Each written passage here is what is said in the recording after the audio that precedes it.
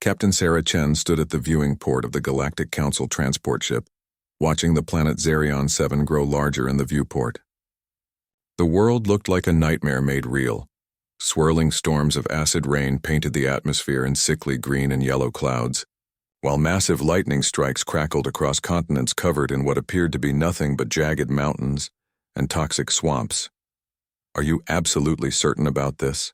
Ambassador Korvac asked, his four eyes blinking in sequence as they always did when he was nervous. The tall, blue-skinned Zentari had been trying to talk her out of this mission for 3 standard days now.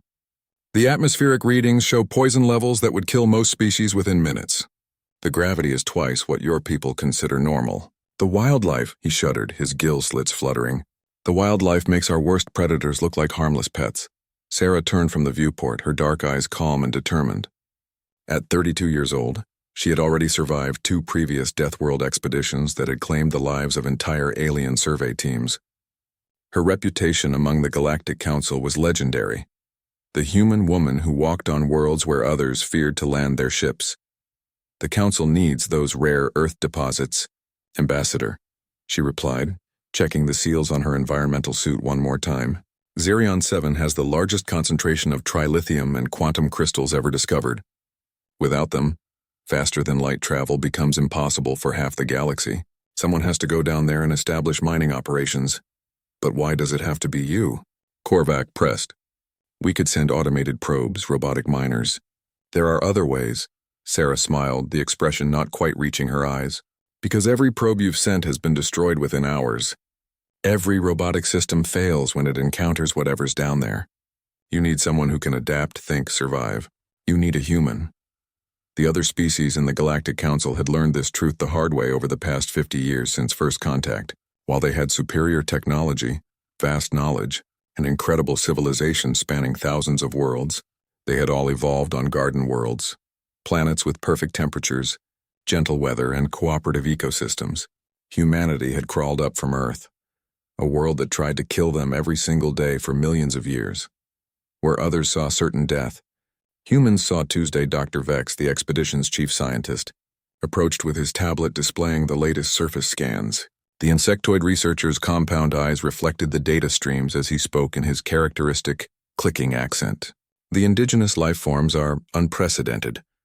We've detected creatures over 50 meters in length with acid-based biology. The plant life appears to be actively carnivorous and highly aggressive. The very ground itself seems to shift and move in patterns that suggest some form of collective intelligence." "Sounds like fun," Sarah said, hefting her pack.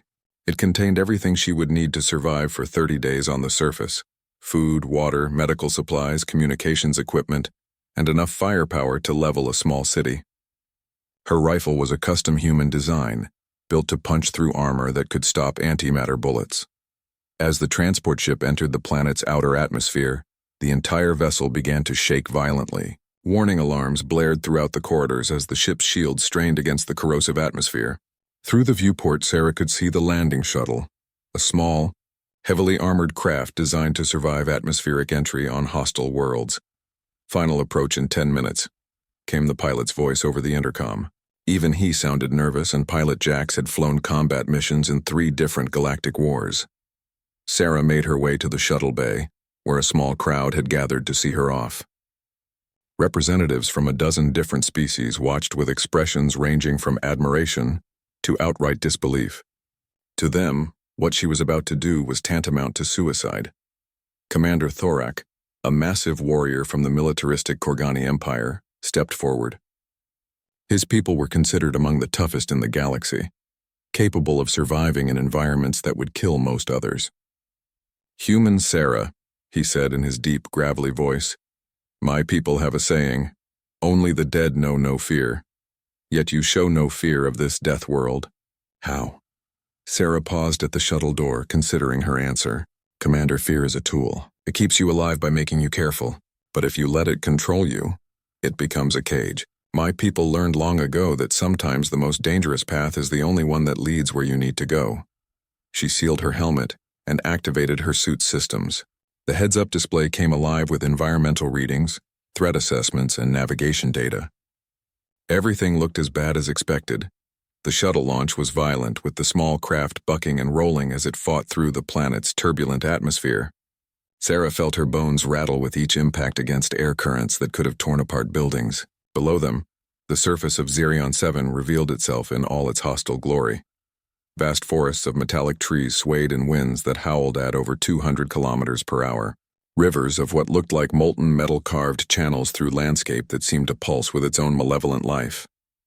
In the distance, mountain ranges moved slowly but visibly as if the planet itself was a living creature. "Landing zone coming up," Jax called back. "I can give you maybe 30 seconds on the ground before I have to lift off. The atmospheric pressure down there will crush the shuttle if I stay longer." Sarah checked her equipment one final time. "Understood. See you in 30 days. "If you survive," Jax muttered, but she heard the respect in his voice. The shuttle touched down with a bone-jarring impact on what appeared to be a relatively stable plateau. The moment the door opened, Sarah's suit systems went crazy with alerts. The atmosphere outside contained enough toxic compounds to dissolve most known materials. The radiation levels would be lethal to most species within hours. The gravity pulled at her with crushing force. She stepped out onto the surface of Zerion 7 and immediately understood why the planet had claimed so many lives. This wasn't just a hostile environment, it was an actively malicious one. The ground beneath her feet felt warm and seemed to pulse with a rhythm like a massive heartbeat. The air shimmered with heat and corrosive vapors that made visibility poor beyond a few dozen meters. Behind her, the shuttle's engines roared to life and it lifted off, disappearing into the toxic sky within seconds. Sarah Chen was alone on a world that had killed every expedition sent to explore it. She activated her communication beacon and spoke into her helmet microphone. "Surface team to orbital command. Landing successful. Beginning initial survey. Sarah out." What she didn't tell them was that she could already feel the planet watching her. Sarah's first priority was finding shelter before the planet's night cycle began. According to the orbital surveys, Zerion 7's nights lasted 18 standard hours and brought temperatures that dropped low enough to freeze most atmospheric gases solid. The day side wasn't much better, with surface temperatures that could melt lead and radiation levels that would cook most organic life in minutes. She began trekking across the plateau, her boots leaving deep impressions in what looked like crystalline sand but felt uncomfortably soft beneath her feet. Every step seemed to send ripples through the ground, as if she was walking on the skin of some enormous sleeping creature. Her suit's sensors detected movement everywhere, not just the obvious signs of large predators, but tiny vibrations that suggested the entire landscape was alive in ways that defied conventional understanding of planetary ecology. The first creature she encountered was relatively small, only about the size of a ground vehicle. It emerged from what she had thought was a boulder, unfolding like some nightmarish flower made of metal and flesh. The thing had no identifiable head or limbs, just a writhing mass of appendages that ended in what looked like organic drills. It moved toward her with surprising speed, leaving a trail of smoking acid behind it. Sarah didn't hesitate. Her rifle came up in a smooth motion and she put 3 rounds center mass. The bullets were designed to penetrate starship armor, and they punched through the creature's hide like it was paper. Instead of dying, however, the thing simply absorbed the damage and kept coming. The holes in its body sealed themselves within seconds, and it actually seemed to grow larger. "Well, that's new," she muttered, switching to her suit's defensive systems. A force field shimmered to life around her just as the creature launched itself forward. Its drill-like appendages scraped against the energy barrier, sending showers of sparks into the toxic air. Sarah studied the creature as it attacked her shields, looking for weaknesses. Its body seemed to be part organic tissue and part metallic structure, with fluid systems that glowed with their own internal light. More importantly, she noticed that it avoided the areas where her rifle shots had landed, even though the wounds had healed. "You remember pain?" she said, understanding flooding through her. "You just don't die from it." She adjusted her rifle's settings, switching from kinetic rounds to energy discharge. Instead of trying to kill the creature, she targeted specific nerve clusters that her suit's medical scanners identified. The creature recoiled with what could only be described as a shriek of agony, backing away from her force field. Sarah advanced, keeping the pressure on.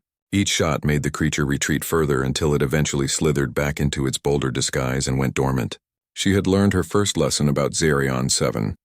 The life here had evolved beyond normal concepts of mortality, but it could still experience pain and fear. As she continued across the plateau, more creatures revealed themselves. Some were tiny things that swarmed like insects but hit with the force of bullets. Others were massive, moving through the landscape like living mountains. All of them had the same basic characteristic. They were incredibly difficult to kill but could be discouraged through sufficient application of pain. Sarah's human ancestors had faced similar challenges on Earth, dealing with creatures that seemed unstoppable until you found their weakness. The key was observation, adaptation, and the willingness to try new approaches when the obvious ones failed. The shelter she eventually found was not what she had expected. Hidden in a canyon between two moving hills was a structure that was clearly artificial, but not built by any known galactic civilization. It looked like someone had grown a building rather than constructed one, with organic curves and surfaces that seemed to breathe.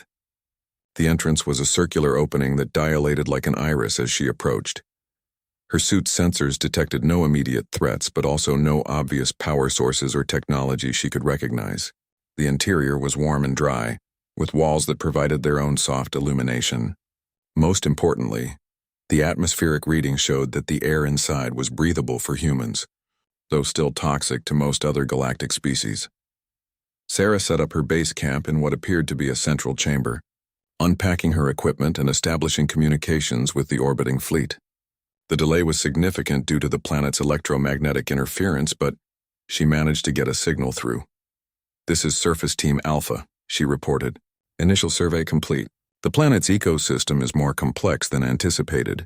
All life forms show signs of extreme adaptation to hostile conditions, including apparent resistance to conventional weapons.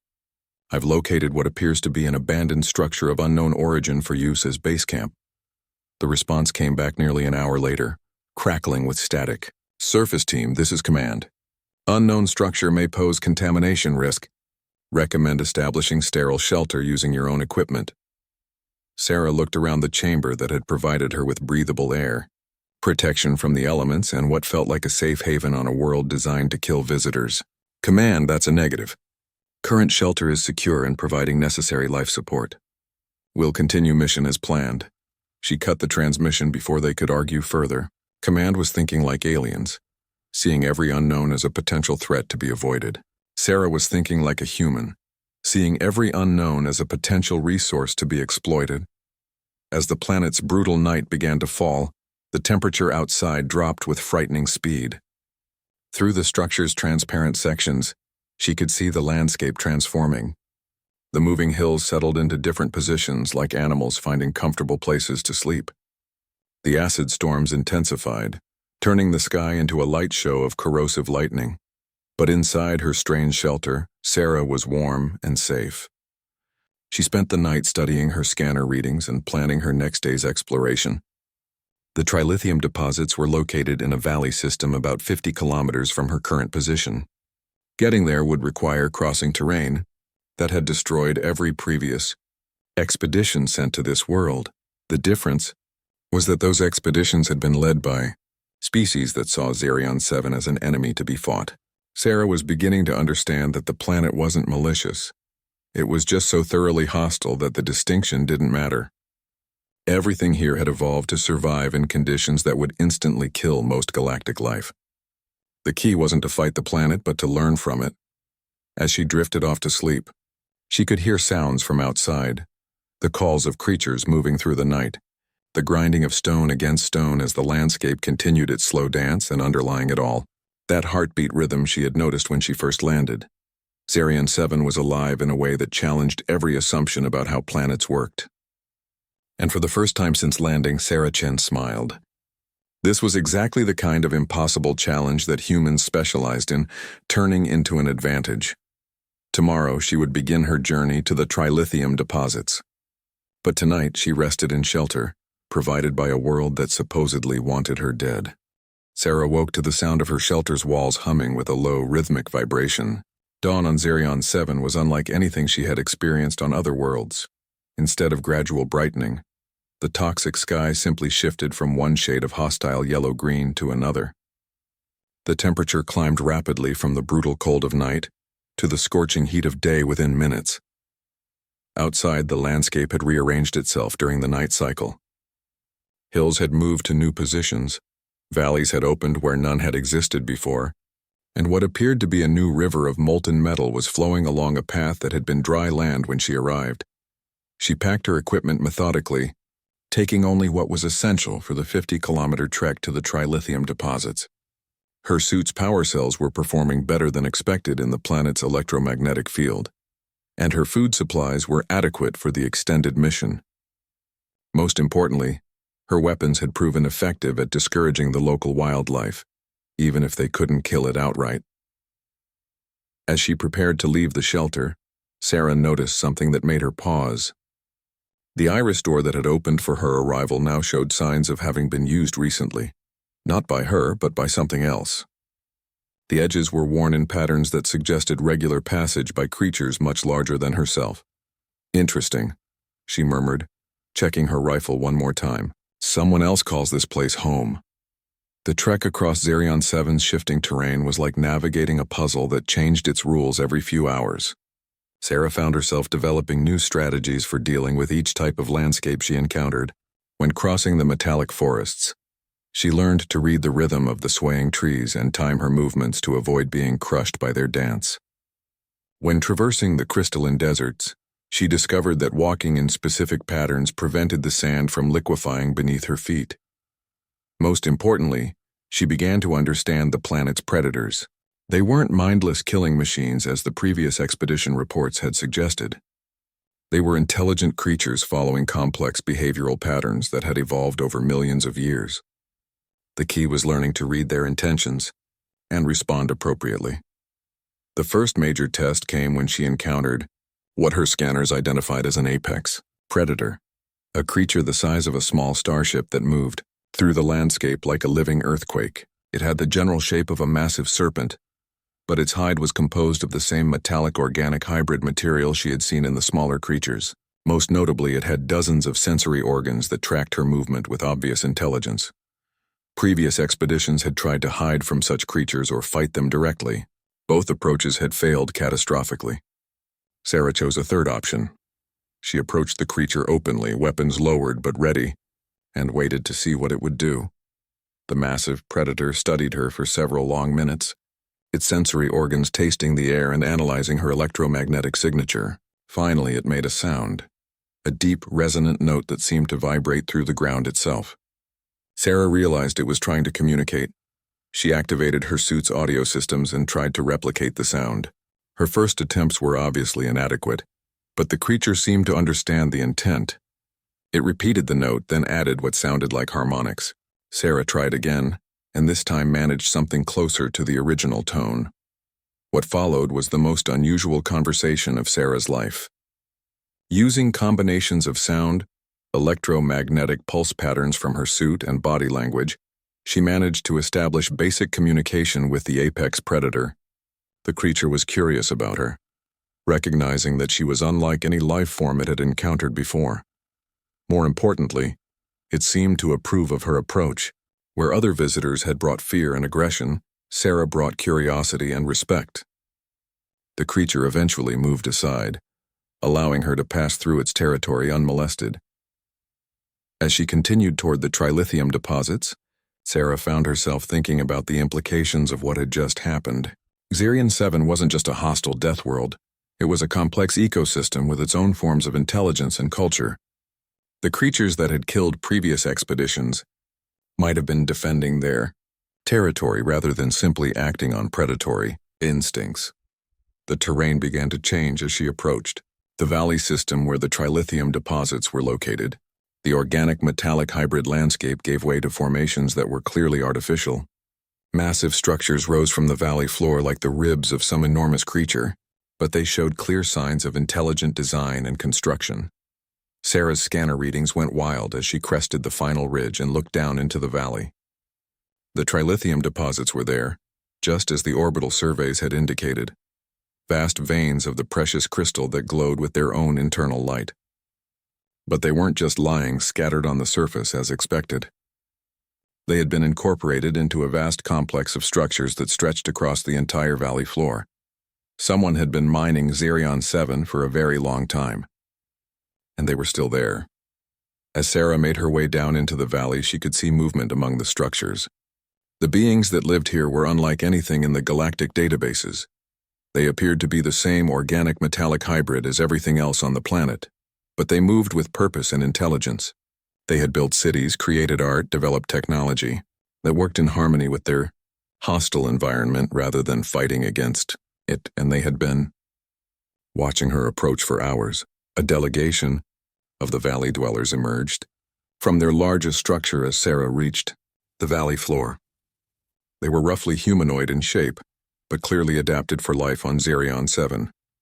Their skin had the same metallic sheen as the local wildlife, and they moved with the fluid grace of creatures that had evolved in heavy gravity and toxic atmosphere. The leader of the delegation stepped forward and made the same harmonic sound that the apex predator had used to greet Sarah. She responded in kind, using the communication techniques she had learned during her journey. What followed was a revelation that would change humanity's understanding of Deathworlds forever. The beings that lived in the valley were not native to Zerion 7. They were colonists, representatives of a species that had learned to adapt themselves to the most hostile environments in the galaxy rather than terraforming worlds to suit their needs. They had been testing potential allies for generations, allowing expeditions from the Galactic Council to attempt landing on their world. Most failed immediately, destroyed by the hostile environment and aggressive wildlife. A few survived longer but ultimately succumbed to fear and aggression. Sarah was the first to show not just the ability to survive on Zerion 7, but the wisdom to learn from it and the courage to approach its dangers with respect rather than hostility. She had passed their test. The valley dwellers were willing to share the trilithium deposits with the Galactic Council, but only under certain conditions. They wanted to establish formal diplomatic relations, and they wanted to meet more humans. They had recognized in Sarah's approach something familiar, the mindset of a species that had learned to thrive in hostile conditions rather than simply survive them. As the day cycle reached its peak and the conversation continued, Sarah realized that this mission had become about much more than mining rights. She had made first contact with a species that could teach humanity new ways to explore and colonize the most dangerous worlds in the galaxy. The question now was whether the Galactic Council would be wise enough to listen to what she had learned, or whether they would dismiss her discoveries and try to take the trilithium deposits by force. Sarah suspected she already knew the answer to that question. But that was a problem for tomorrow. Today she had proven that a human could not only survive on Zerion 7, but could thrive there. 3 days after her first contact with the valley dwellers, Sarah found herself living in a guest quarters that defied every assumption the Galactic Council had made about life on Deathworlds. The structure was grown rather than built, its walls filtering the toxic atmosphere into something breathable, while maintaining structural integrity under crushing atmospheric pressure. The technology was unlike anything in the galactic databases, yet it worked with elegant efficiency. Her hosts called themselves the Kethvar, which translated roughly to those who embrace the storm. They had been watching galactic civilization for centuries, observing how different species approached the challenge of expanding beyond their homeworlds. Most species terraformed planets to match their biological needs. The Kethvar had chosen the opposite path. They adapted themselves to match any environment they wished to inhabit. Elder Zix Thara, the colony's leader, was explaining their philosophy while showing Sarah through their crystalline archives.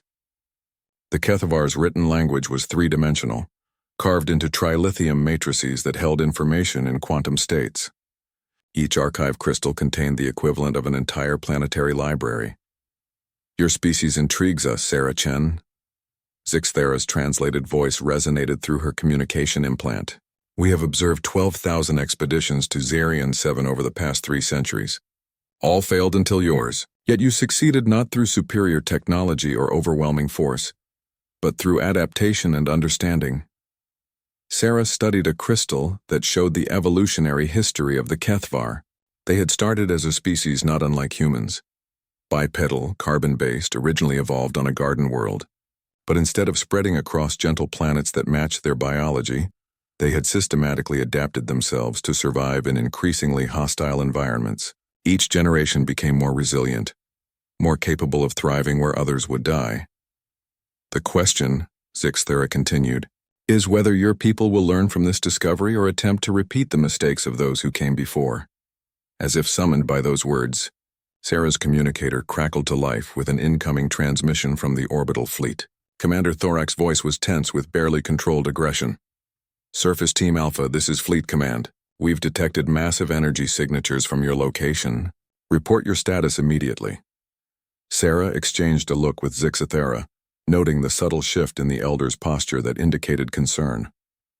"Fleet Command, this is Surface Team Alpha. Status is secure. I've made contact with indigenous inhabitants who control the trilithium deposits. Recommend immediate diplomatic protocols." The response came back faster than usual, suggesting the fleet had moved closer to the planet. Negative, Surface Team. Orbital scans show no signs of indigenous civilization. You may be experiencing hallucinations due to toxic exposure. Prepare for emergency extraction. Sarah felt a chill that had nothing to do with Zerion 7's hostile environment.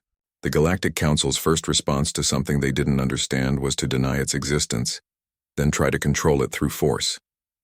She had seen this pattern before on other Deathworld expeditions. "Commander Thorak," she said carefully, "I am not experiencing hallucinations. The indigenous population has been monitoring galactic civilization for centuries. They're willing to negotiate sharing the trilithium deposits through proper diplomatic channels." "Impossible," came Thorak's immediate reply. "No species could survive on that Deathworld without technology we would detect. You will return to the extraction point within 12 hours, or we will assume you are compromised and act accordingly." The transmission cut off, leaving Sarah staring at her communicator with growing dread. She knew exactly what act accordingly meant in Galactic Council military doctrine. They would attempt to pacify the planet through orbital bombardment, then send in robotic mining teams to extract the trilithium by force. Zixathera's sensory organs shifted to patterns that Sarah had learned indicated deep sadness. "It seems your people's leaders think much like the others who have come before. They see only resources to be taken, not lives to be respected." "Not all of them," Sarah said firmly. "But the ones making decisions right now are used to dealing with simple problems that can be solved with superior firepower. They don't understand what they're dealing with here." Over the following hours, Sarah worked desperately to establish a better communication link between the Kethvar and the orbital fleet. The Kethvar's technology could easily penetrate the planet's electromagnetic interference, but they were reluctant to reveal their capabilities to what they perceived as a potentially hostile force. The breakthrough came when Elder Zixathera agreed to let Sarah demonstrate Kethvar communication technology during her next scheduled contact with the fleet. The crystal-based transmission system cut through atmospheric interference like it didn't exist, providing perfect audio and visual communication with the orbiting ships. Commander Thorak's expression when he saw the Kethvar colony for the first time was worth documenting. His 4 eyes went wide with shock, then narrowed with suspicion as he processed what he was seeing. "This is impossible," he muttered. "Our sensors show no advanced civilization on that planet's surface." "Your sensors," Zixathera interjected, speaking through the translation matrix for the first time, "are designed to detect technology like your own. We chose different paths of development, paths that work in harmony with hostile environments rather than fighting against them." What followed was the most tense diplomatic negotiation Sarah had ever witnessed. Commander Thorak represented the Galactic Council's standard approach: identify valuable resources, claim them for the greater good of galactic civilization, and remove any obstacles through appropriate application of force. The Kethvar represented something entirely different: a civilization that had learned to thrive in conditions that would kill most galactic species, and who viewed the trilithium deposits as part of their living environment. The stalemate was broken when long-range sensors detected something that changed everything. A massive fleet was approaching Zerion 7 from deep space, ships using technology that didn't match any known galactic civilization. The newcomers were broadcasting on frequencies that the Kethvar recognized immediately. "The Harvester Fleet," Zixathera explained with obvious concern. "They are a species that consumes entire worlds, stripping them of all useful resources before moving on to their next target. They must have detected the trilithium signatures from your orbital surveys." Commander Thorak's military training took over immediately. "How long until they arrive?" 4 standard days, came the reply. "And they will not negotiate." They will simply take what they want and destroy whatever remains.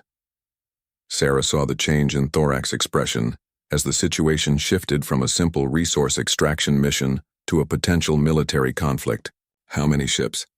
Approximately 200 vessels, including planet crackers capable of breaking apart worlds for easier resource extraction. The orbital fleet that had brought Sarah to Zarian 7 consisted of 12 ships, including only 2 with serious military capabilities. Against the Harvester fleet, they would be destroyed within hours of engagement. But the Kethvar had been preparing for this possibility for generations. Their cities weren't just built to survive on a Deathworld, they were fortified against invasion by species that saw hostile planets as obstacles to be eliminated rather than environments to be adapted. "Do we propose an alliance?" Zixthara said, addressing both Sarah and Commander Thorak. "Your people provide us with certain galactic technologies that would enhance our defensive capabilities. In return, we share our trilithium deposits and teach your species our adaptation techniques." Commander Thorak was clearly struggling with concepts that challenged everything he had been taught about warfare and diplomacy. "You're willing to fight alongside us against the Harvester fleet?" "We are willing to defend our home," Zixthara corrected. "Whether you choose to help us or simply watch is up to you." Sarah realized this was the moment that would determine whether humanity's first contact with the Kethvar led to a lasting alliance or another tragic misunderstanding. The choice wasn't just about mining rights anymore. It was about whether the Galactic Council could learn to work with species that had chosen different paths of evolution and development. "Commander," she said, looking directly at Thorak through the visual link, "I recommend we accept their proposal. The Kethvar have technology and knowledge that could revolutionize how we approach Deathworld exploration. And right now they're our best chance of surviving what's coming." Thorak was quiet for a long moment, his 4 eyes cycling through different expressions as he processed the implications. Finally, he nodded slowly. "Very well. I'll need to contact the Council, but I'm authorizing immediate cooperation with indigenous forces. What do you need from us?" The preparation for the Harvester fleet's arrival transformed Zarian 7 from a hostile Deathworld into something resembling a fortress. Sarah found herself serving as the primary liaison between the Galactic Council forces and the Kethvar, translating not just languages, but entire philosophies of warfare and survival. The Galactic Council's approach to military conflict was based on superior technology and overwhelming firepower, deployed from safe distances. The Kethvar had developed something entirely different. They used their hostile environment as a weapon, turning the planet's natural defenses into strategic advantages. Sarah watched in amazement as Kethvar engineering teams worked with Council technicians to integrate defensive systems. Council shield generators were being grown into living rock formations that could regulate their own power consumption. Kethvar biometal constructs were being fitted with Council energy weapons that adapted their output to match changing battle conditions. The most impressive development was the transformation of Zarian 7's apex predators into willing allies. The massive serpentine creatures that had initially threatened Sarah now served as mobile weapons platforms, carrying Council military equipment through terrain that would destroy conventional vehicles. The smaller swarming creatures had been equipped with microtransmitters, turning them into a planet-wide sensor network. Commander Thorak had initially been skeptical of these unconventional tactics, but his attitude changed after witnessing a demonstration. A single Kethvar warrior riding one of the apex predators had destroyed 3 Council combat drones in under 2 minutes, using nothing but the creature's natural abilities enhanced with minimal technology. "I've been fighting galactic conflicts for 20 years, Thorak admitted to Sarah as they watched the integration exercises. "But I've never seen anything like this. They're not just adapting to their environment, they're making their environment part of their military strategy." The breakthrough in understanding came when Elder Zixthara shared the Kethvar's historical records of previous encounters with species like the Harvesters. The crystal archives contained detailed accounts of 17 different invasions over the past millennium, each one defeated not through superior technology, but through superior adaptation. The Harvesters expect resistance to follow predictable patterns, Zixthara explained through the translation matrix. They prepare countermeasures for conventional weapons, Standard shield technologies, typical deployment strategies. They do not prepare for planets that fight back. Sarah began to understand the true scope of what the Kethvar had accomplished. They hadn't just learned to survive on Deathworlds, they had learned to turn Deathworlds into weapons. Zerion 7's hostile environment wasn't an obstacle to be overcome. It was a strategic resource to be deployed against invaders. The Council's orbital fleet had been repositioned according to Kethvar tactical recommendations. Instead of maintaining standard defensive formations in space, the ships were hidden within the planet's electromagnetic storm systems, using the natural interference to mask their signatures. The harvesters would know that ships were present, but they wouldn't be able to target them accurately until they entered the planet's atmosphere. 3 days before the harvester fleet's expected arrival, Sarah received an encrypted message from Earth. Command had learned about the situation through Thorax reports and was sending additional support. Specifically, 3 human Deathworld specialists and a ship carrying experimental weapons designed for hostile environment warfare. Interesting, Zixthera commented when Sarah shared this information. Your species maintains specialists in Deathworld survival. Most galactic civilizations avoid such environments entirely. Sarah smiled, feeling a surge of pride in her people's unique approach to exploration. Humans don't avoid dangerous places. We figure out how to make them work for us instead of against us. The Kethvar leader's sensory organs shifted to patterns that Sarah had learned indicated deep interest. Yes, we observed this about you during your journey to our valley. You did not fight Zerion 7, you learned from it. This is why we chose to reveal ourselves to you. As the final preparations continued, Sarah began to see something remarkable happening. The integration between Council technology and Kethvar bioengineering was producing hybrid systems that were more effective than either technology alone. Council energy weapons powered by Kethvar biometal cores could adapt their firing patterns in real time. Kethvar living structures enhanced with Council computer systems could process tactical information at speeds that surprised even the most advanced AI systems. More importantly, the 2 species were learning from each other in ways that went beyond simple technology exchange. Council tactical officers were beginning to think in terms of environmental adaptation rather than environmental control. Kethvar warriors were discovering new applications for their biotechnology. When combined with Council manufacturing techniques, the human specialists arrived 12 hours before the harvester fleet was detected on long-range sensors. Sarah met them at the landing zone, 3 individuals, who had each survived multiple Deathworld expeditions and brought with them weapons and equipment specifically designed for hostile environment warfare. Lieutenant Marcus Webb had survived 6 months, alone on Titan-class acid worlds. Sergeant Elena Vasquez specialized in high-gravity combat operations. Dr. James Park was a xenobiologist who had studied predator species on 17 different Deathworlds. Together, they represented humanity's approach to making the impossible merely difficult.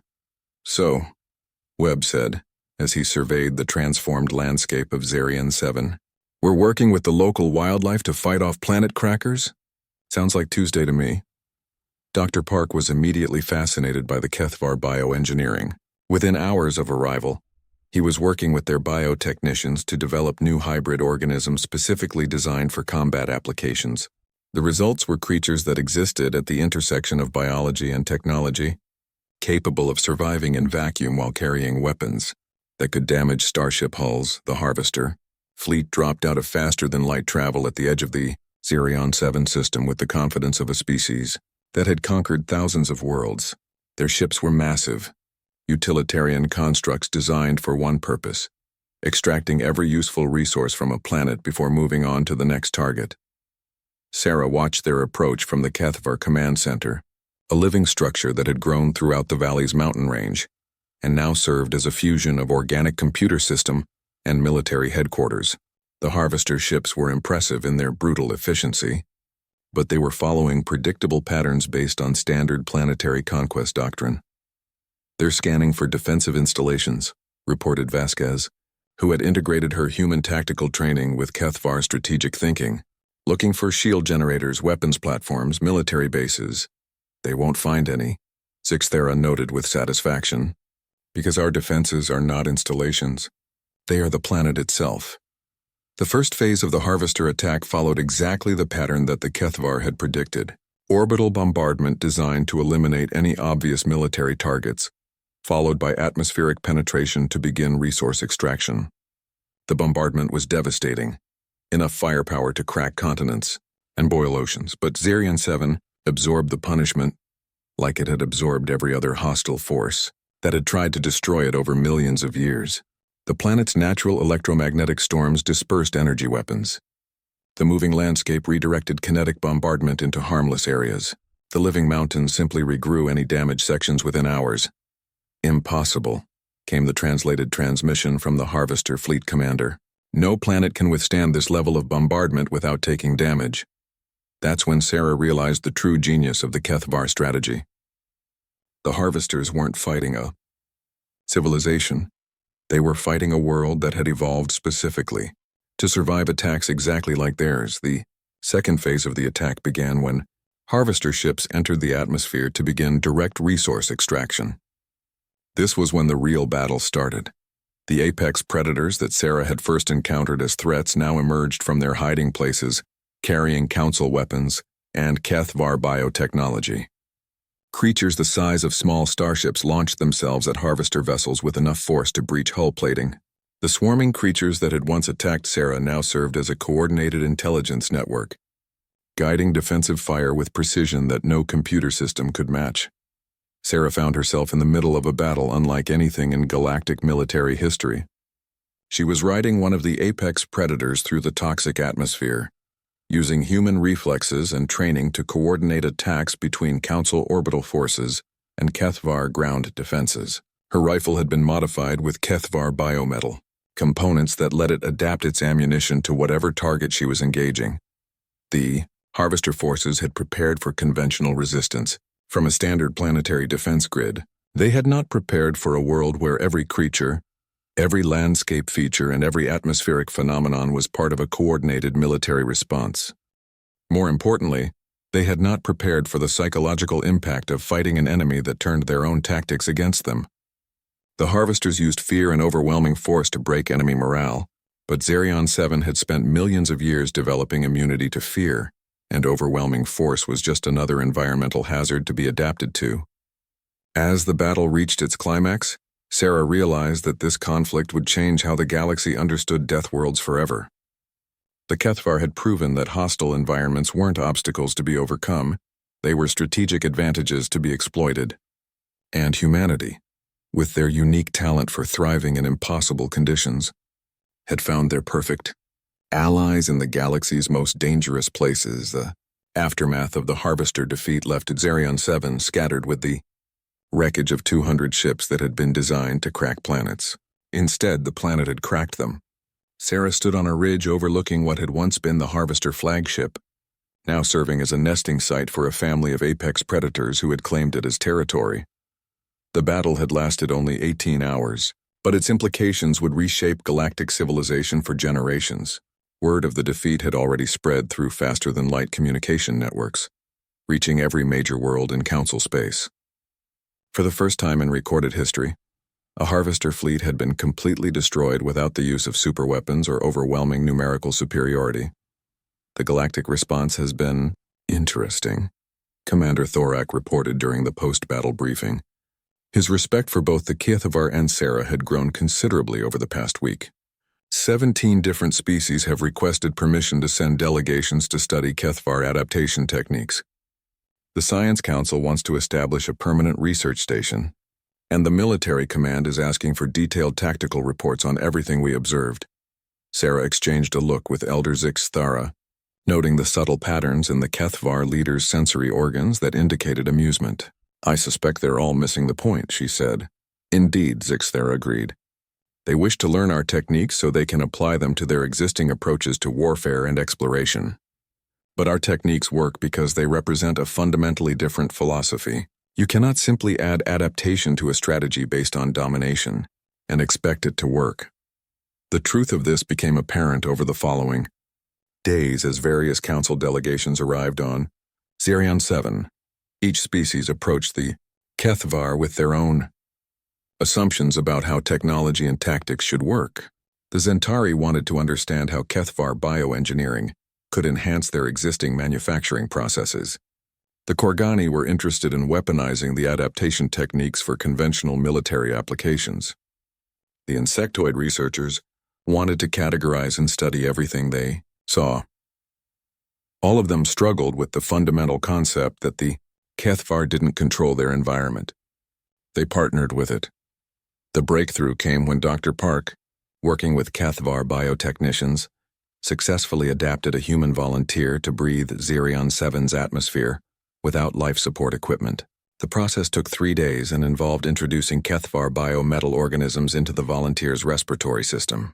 The result was a human who could survive indefinitely on a planet that would kill most galactic species within minutes. "This changes everything," Dr. Park reported to the assembled delegations. "We're not talking about better environmental suits or improved life support systems. We're talking about fundamental biological adaptation that makes hostile environments irrelevant." The volunteer was Marcus Webb, who had insisted on being the test subject despite Sarah's protests. He stood before the assembled aliens, breathing toxic air and withstanding crushing atmospheric pressure with obvious comfort. More importantly, his enhanced biology was working in partnership with HFY organisms to provide him with capabilities no human had ever possessed.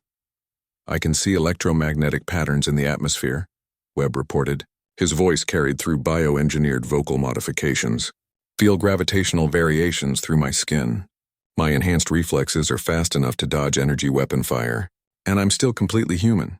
Just human adapted for environments that would have killed me yesterday." The implications sent shockwaves through the council delegations. Every species in galactic civilization had reached the limits of their expansion because they could only colonize worlds similar to their homeworlds. The HFY offered a way to transcend those limitations entirely, but the price was accepting a philosophy that challenged everything.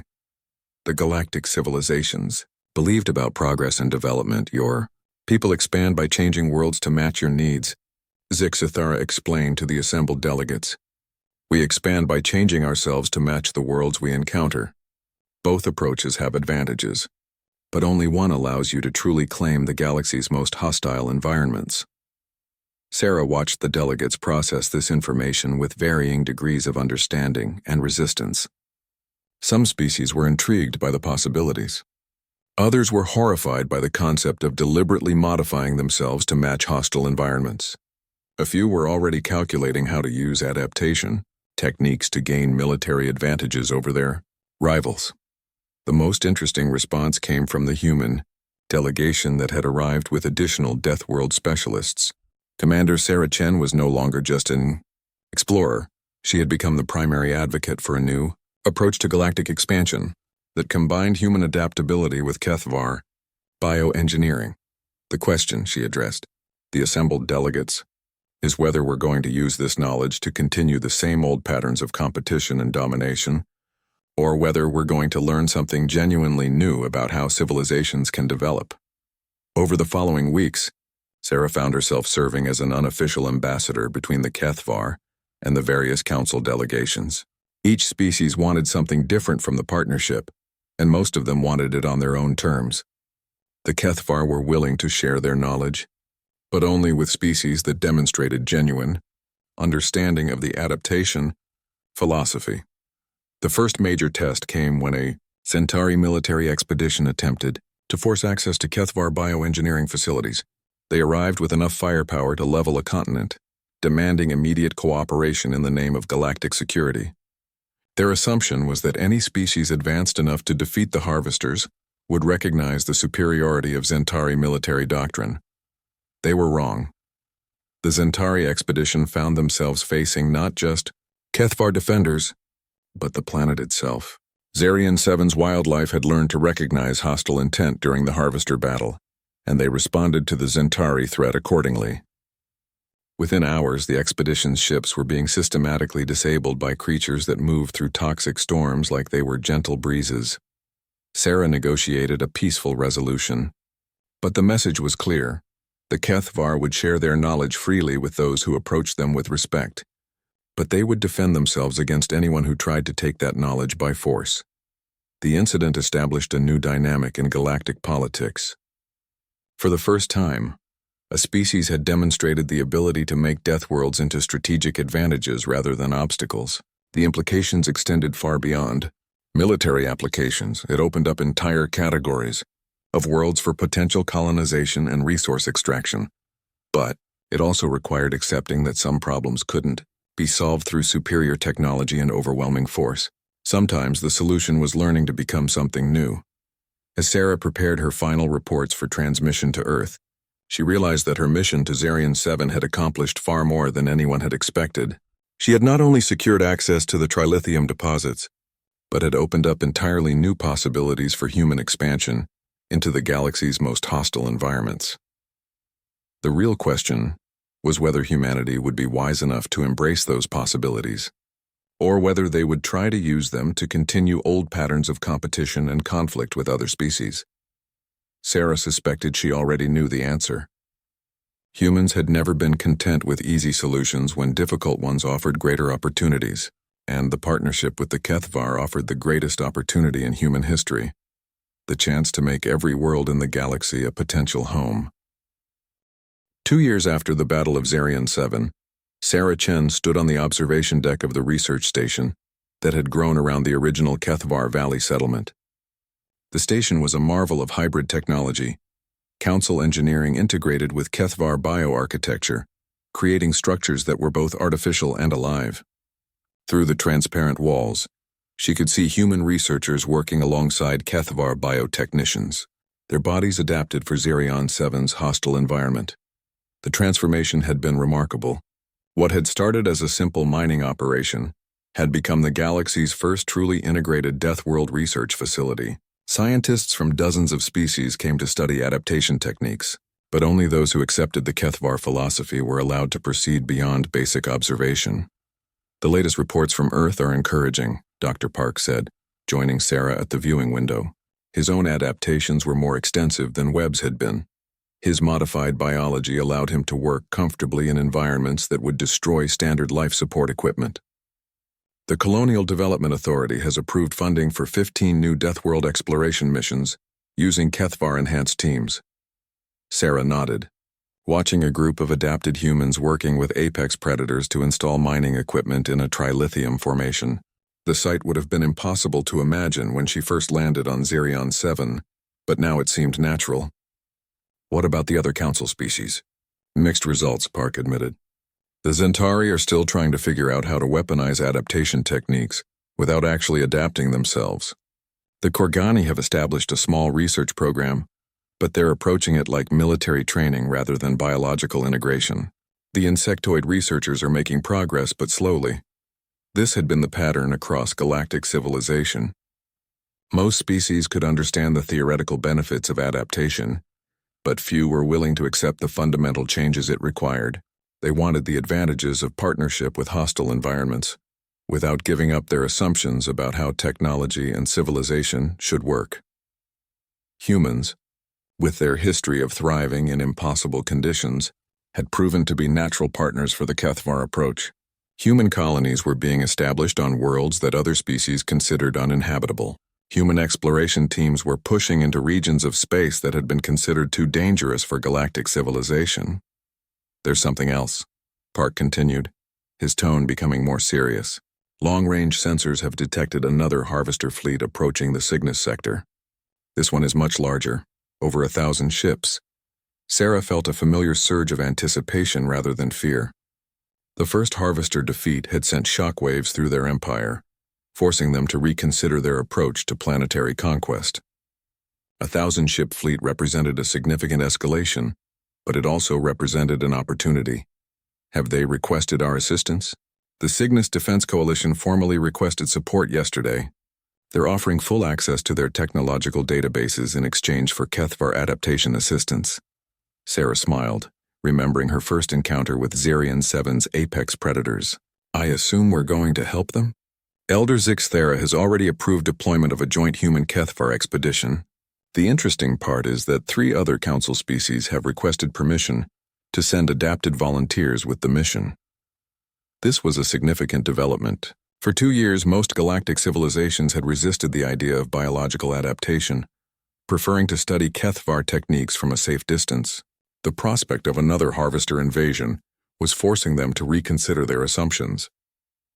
The expedition to the Cygnus sector launched 3 weeks later. Sarah found herself commanding a fleet unlike anything the galaxy had ever seen. Instead of conventional warships designed to fight in the sterile environment of space, her vessels were living constructs that could adapt to any environment they encountered. The crews were a mixture of adapted humans and Kethvar, along with volunteers from species that had finally accepted the necessity of biological modification. The Cygnus system contained 7 inhabited worlds, each one representing a different approach to galactic civilization. The central world was a Zentari research colony focused on theoretical physics. The outer worlds included a Korgani military base, an insectoid hive settlement, and a mixed species trading post. All of them were under threat from the approaching harvester fleet. Sarah's first priority was adapting the defenders to work with hostile environment tactics. This meant not just biological modification, but fundamental changes in how they thought about warfare and defense. Instead of building fortifications to protect against environmental hazards, they learned to use those hazards as weapons. The breakthrough came when the Zentari researchers, working with Kethvar biotechnicians, successfully adapted their theoretical physics knowledge to biological systems.